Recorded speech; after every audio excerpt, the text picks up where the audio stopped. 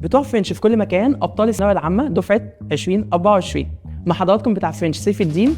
متحمس جدا جدا السنه دي معاكم. طول الفتره اللي فاتت قاعد امخمخ واشوف وابص واشرب قهوه واشرب شاي عشان اطلع لكم كميه معلومات وتريكات في المنصه دي، منصه اشطر. في كل سنه من الوقت ده بيظهر لنا نوع جديد قوي من الطلب.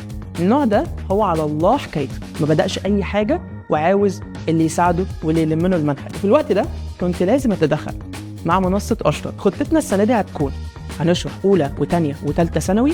محتوى الشامل بقى هينزل لك 3 حصص زائد 3 حصص، يعني الحصه بعد كده الحل عليها زائد الكويز. هنحل على اكتر من 200 نقطه على كل درس، وبعد ما نخلص الدرس بيكون في اخر كل اسبوع الكويز اللي انت لازم تنجح فيه علشان تدخل في الدرس اللي بعديه. زائد ان منصه اشطر بتتميز بالمتابعه مع ولي الامر عشان تعرف درجاتك بتروح فين، واعرف اللي طول ما فيك النفس لازم تسعى وتجتهد وتحاول كل مره بتفشل فيها عشان تكون اديت امانتك قصاد ربنا. اشطر اب، تعليمك بقى اشطر.